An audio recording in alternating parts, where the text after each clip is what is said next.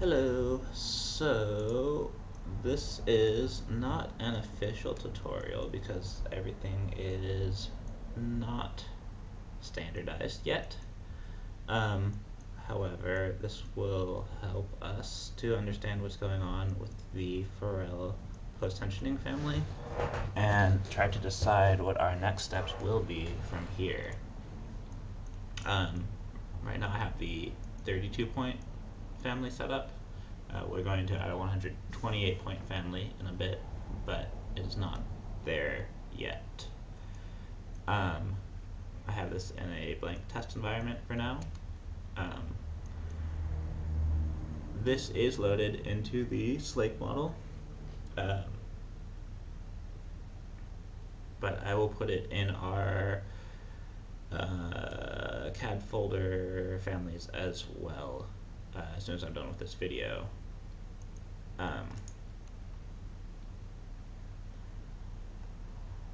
So it doesn't really matter where we lay it out in the first point.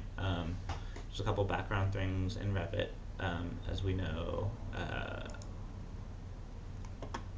all families or everything in Revit has some form of ID, which is just a number. So we're going to be controlling these by their IDs for the time being.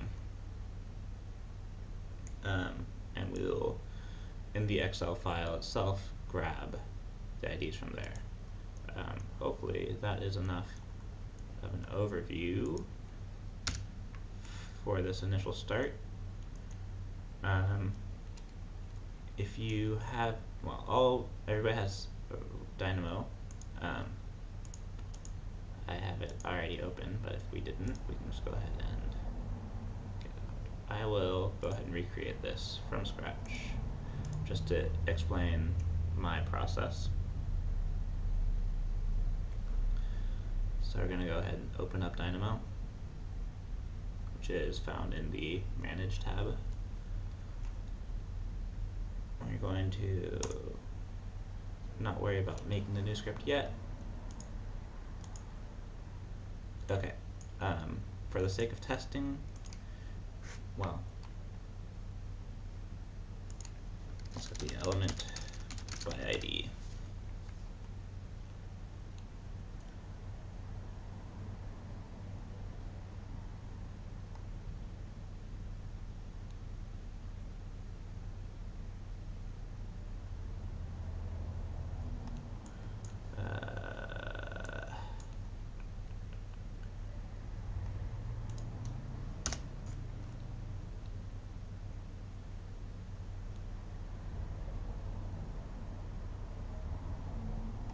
There we go. And that ID was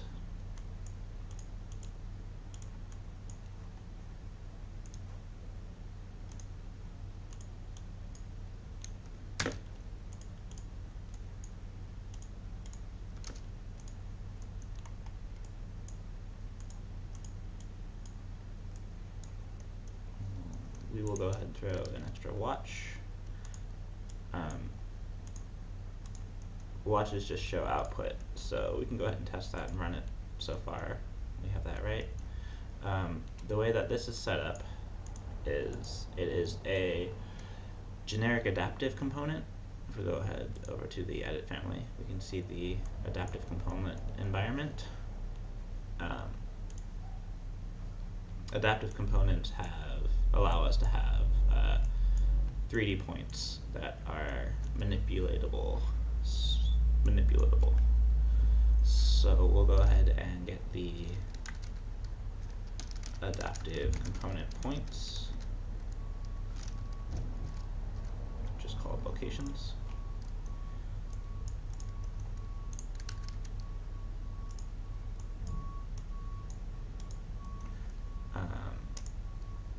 Let's go ahead and make a new file. Oops, so we already had one. I'm going to save this to my desktop for the time being, just to make this simple.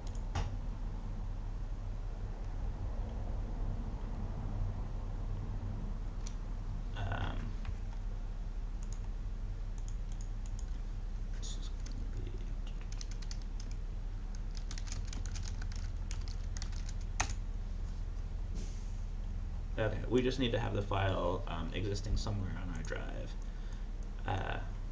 That's where we will be exporting the locations and eventually reading the locations. This script right now that we're doing is just going to be the location export script. We'll be updating it in a bit, but this is more of an overview of what is happening. So let's go ahead and run it just to make sure we're having the values that we want, and this looks correct. As you can see in Dynamo, it will give you a background preview of things that are represented within your script, which is pretty nice and helpful. Let's go ahead and move that into place. These buttons switch between whether you're in the 3D environment or the scripting environment, and then you can actually check each one of these as you go. So all the highlighted ones will show up. If you go to the whole list, there you go. But these are right now structures within the computer memory. We need to switch those over to something that is readable to Excel. So let's go ahead and go to string, and there is a point to string, point to string.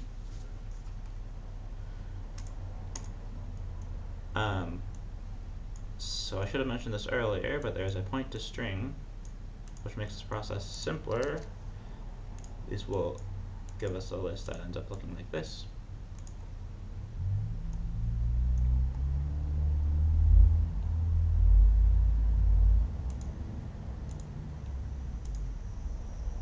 Make sure we have the right level right.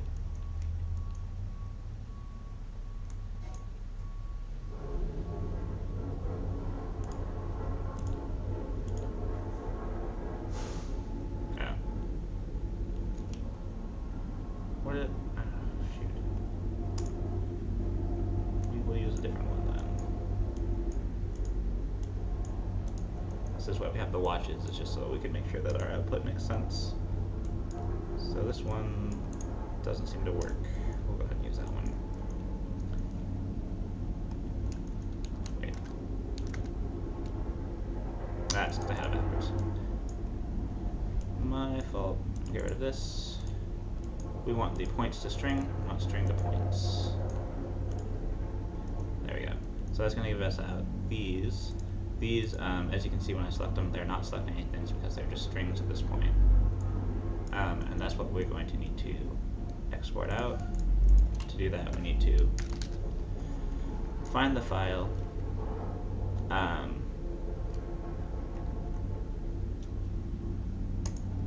particularly the Excel file. In Revit, or in Dynamo, you'll do all of your searching through this. Sorry, they're doing construction outside. Go ahead and focus to these. So most of these inputs, you'll need something in. If they have a default value, you don't need to add anything to that. So go ahead and put this as the data that we want. For the row,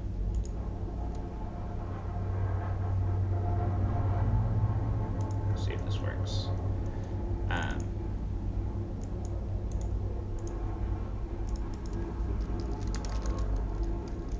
We need to select the file that we just created.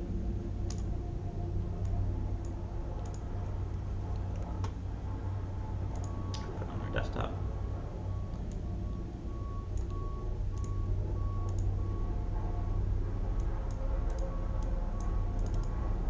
Sheet name should be sheet 1.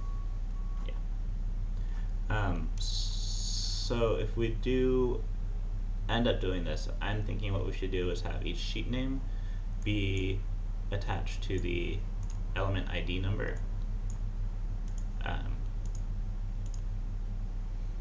And that will be how we control which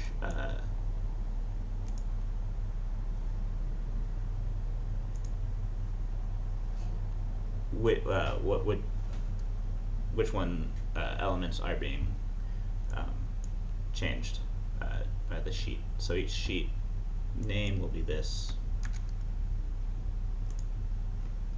Let's go ahead and do that for now.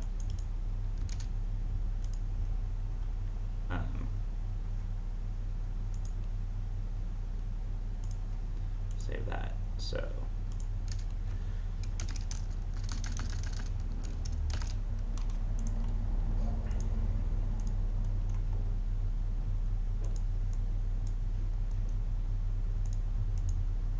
I don't know if you have any kind of programming background, but in programming, things in quotes are called strings, and those are represented as a series of characters, as opposed to when you write out things without the quotes.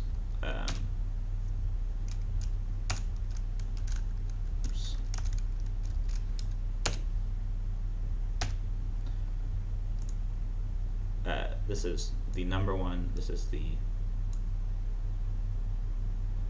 Roman letter for the number one. This is a letter representing one. Anyway, so I can add these together, but I wouldn't be able to add these together because they're strings, if that makes sense.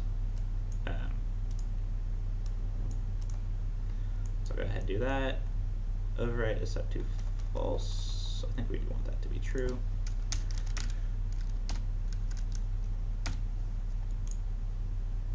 Although I'm going to leave it as false for now. And I think that's all that we actually need. See if that works.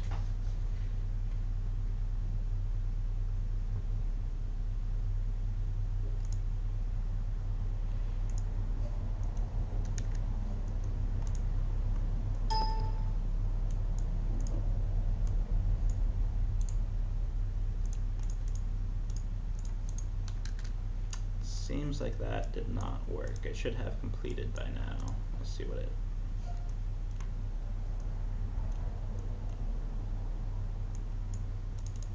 Oh, there we go. Sorry, Dynamo sometimes won't run if there's open dialogues because it's waiting for its turn. Did that complete? Yeah, run completed. Let's see if it shows up. Well, there we go. Great. So that's not necessarily what we wanted. I'm going to go ahead and transpose that list.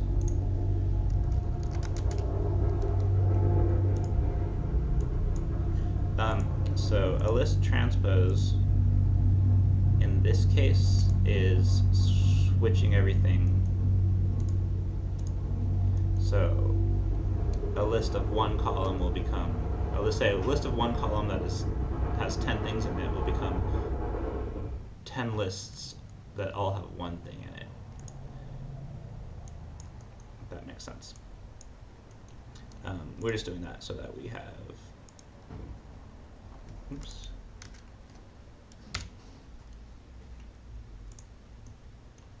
Oh, shoot. Let's see if that worked.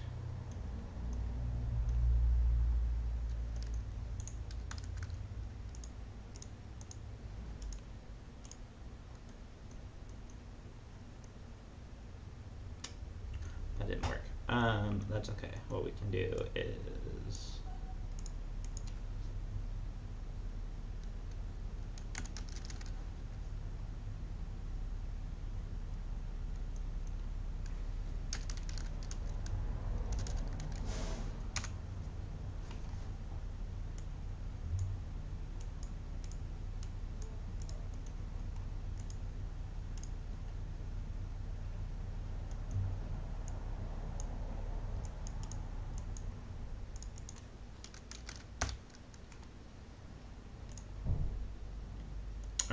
you know what, I think I'm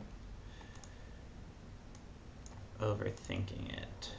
Well, let me just finish this and then we'll see.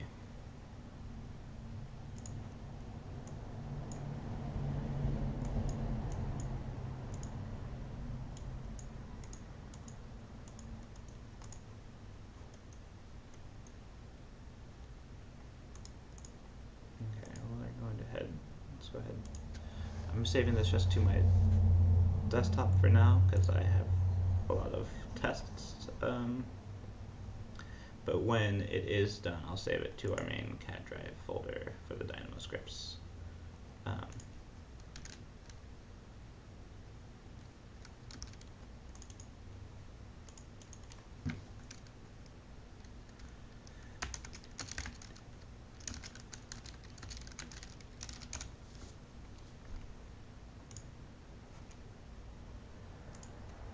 So in Dynamo, in the design environment, if you want to do a fresh test, it tends to remember the values that you give it before. You'll have to close out the script and then rerun it to update the new values.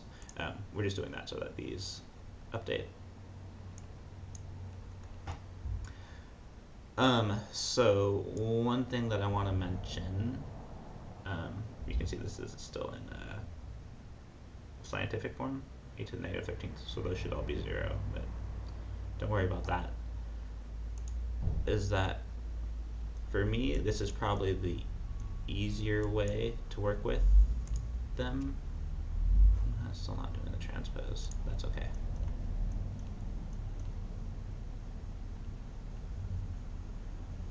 I want to see what that came out with. Okay. Alright. We're just not going to worry about that for now.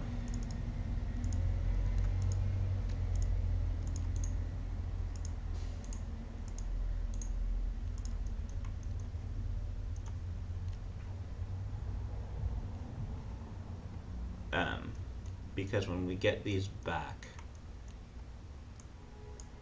from points of string, I would like to be able to string to points.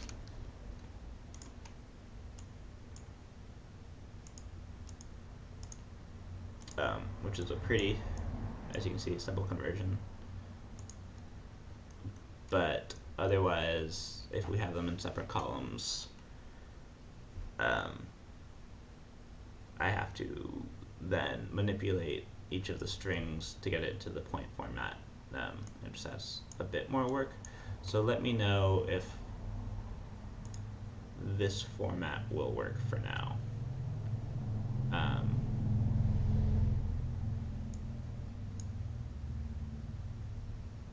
Yeah,